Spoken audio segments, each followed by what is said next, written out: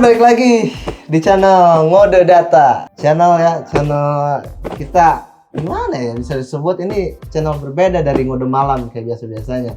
Kalau Ngode Malam kan ada challenge, terus ada kayak apa? Podcast, edukasi seks kayak gitu-gitu deh pokoknya.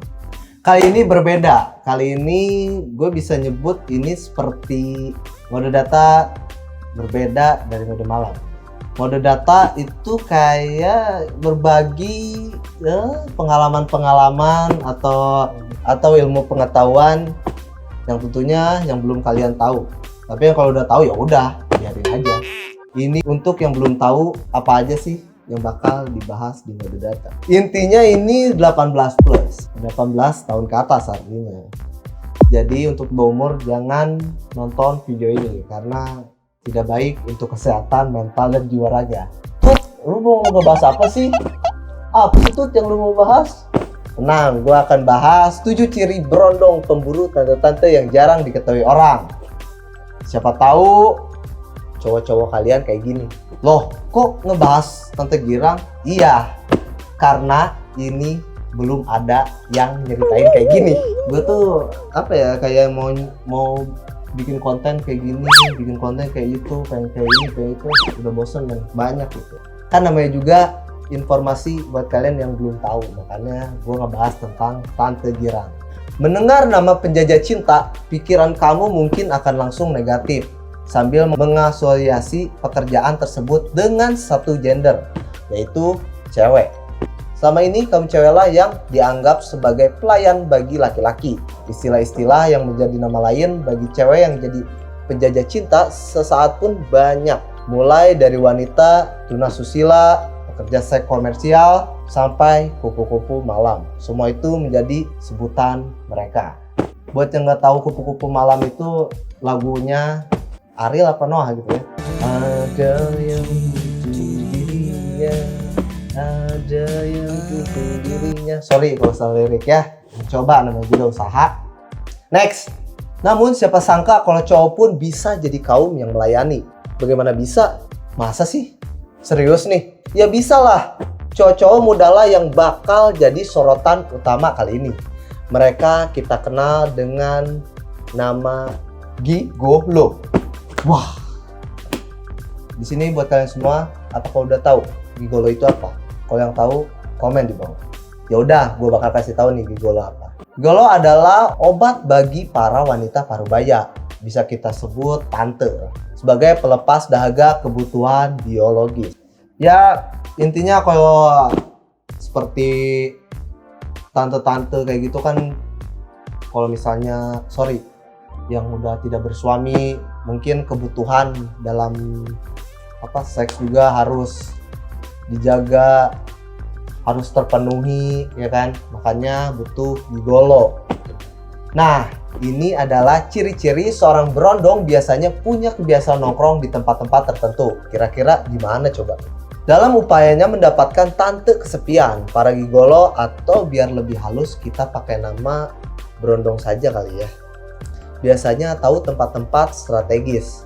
Ya, seperti tempat-tempat hiburan. Ya, seperti mall dan lain-lain. Tapi yang gua bukan dipelajari sih, yang gua lihat di episode film Dono gitu. Si Indro tuh keluar mall, dia ngantongin koran, di belakang dibulet-buletin koran. Nah itu cewek-cewek tante langsung gitu. Itu apakah tanda untuk seorang gigolo mungkin? Kita belum tahu juga sih, tapi kata temen gue sih iya, itu tanda gigolo kalau lu kayak pakai koran dibuletin taruh di kantong belakang kayak gitu. Dan dandanan seorang berondong pun ternyata bisa dilihat dengan mudah. Usia memang masih muda tapi penampilan harus dewasa. Ya itu yang suka baby face, kamu lucu, cute kayak gitu. Sebelumnya kita sudah tahu 2 tempat yang biasanya jadi sarang berondong. Salah satunya adalah mall. Buat mempermudah usahanya, menggayat tante-tante. Seorang berondong sudah paham bagaimana seharusnya berpenampilan walaupun usia bisa dibilang muda.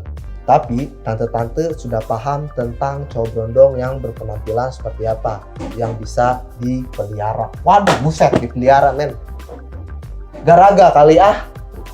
Ya kayak misalnya dipelihara itu bukan kayak apa anjing dipelihara kayak kucing, enggak gitu man. Kayak lu difasilitasin apartemen, terus lu dikasih mobil juga, lu dikasih uang jajan, lu dikasih apapun itu ya tentang materi. Karena kenapa? Asal kemauan tante harus dikasih puas dalam hubungan seks gitu ya. Karena tenaga anak-anak muda itu masih kuat men, kayak lu masih bisa maksimal 20 menit gitu, nggak keluar-keluar lu pasti kuat gitu. Tanpa obat juga ya, karena masih muda gitu, fisiknya masih kuat gitu. Dan fantasi gaya-gaya seksnya juga makin apa ya, kayak bertambah gitu levelnya ya daripada ini. Karena mau koprol, backroll, puter, loncat apa gitu, nah gitu terserah. Yang anak muda pasti kuat gitu kan. Jadi buat cewek jangan asal tertarik dulu kalau lihat cowok metroseksual sedang duduk sendirian di food court sebuah mall. Bisa jadi dia sedang cari mangsa. Gak semuanya kayak gitu sih. Hanya saja kalian para cewek harus lebih jeli dan hati-hati. Itu guys. Jadi kayak misalnya gua bukan gigolo gitu. Gua nyantai di mall, santai gini-gini. Orang yuk mau gak? Apaan kan kaget ya. Makanya buat cewek-cewek kayak tante-tante ya, kalau misalnya cewek gondong harus lebih jeli dan teliti. Takutnya salah orang, takutnya orang yang dibilang gitu sakit hati kan gitu. Ya. Yang ketiga, berondong-berondong peliharaan tante girang biasanya punya badan yang kekar. Wajib banget sih katanya.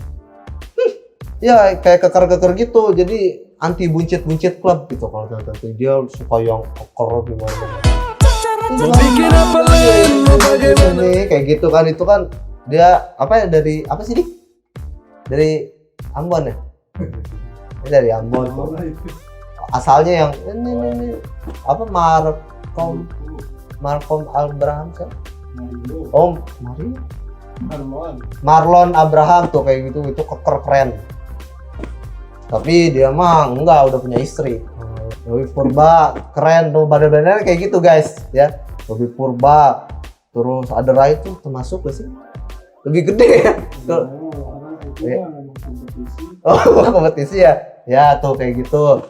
Terus Raffi Ahmad kurs ya. Selanjutnya ada kode-kode tersirat yang hanya dipahami kedua kubu. Salah satunya nungguin ya. Oke, jadi kode-kodean gak hanya terjadi ketika cewek muda minta sesuatu sama pacarnya. Para berondong ini juga punya kode-kodean sendiri loh. Pandangan ini bisa kamu cari sendiri, tapi kalau kalian menemukan ya.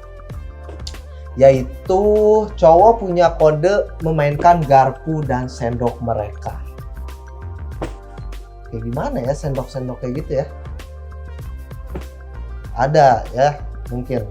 Nah, buat para cewek yang besok-besok lihat hal kayak gini, jangan salah paham dan kaget ya dengan mereka. Itulah alasan gua ngejelasin ini semua. Hal kayak gini, jangan salah paham dan kaget ya dengan mereka. Biar orang-orang yang belum tahu, baik itu cowok maupun cewek, paham bahwa komunitas seperti ini memang ada. Dan kalian, apa sih kayak gini? Enggak men, ini kayak enggak semuanya ya. Maksudnya ada yang kebetulan apa gimana.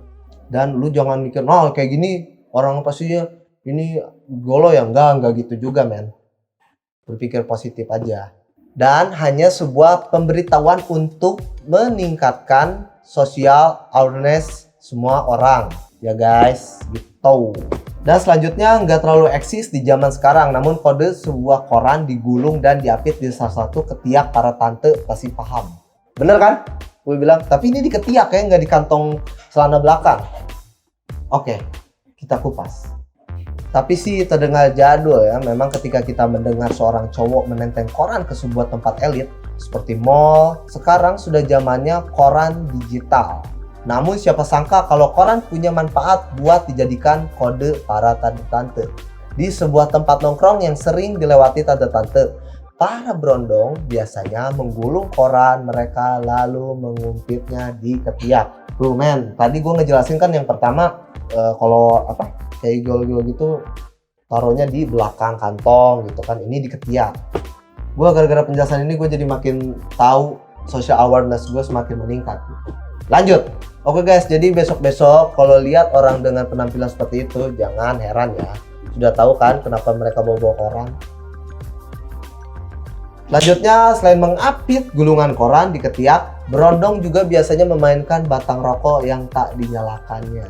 Wise, kayak mungkin itu kan nggak gitu juga ya. Pasti ada yang bertanya, nggak gitu juga lah, kan nggak ada korek kali, dia nyari korek atau gimana, nyari orang yang peka, minjemin korek. Kayak gitu ya. Ini penjelasannya.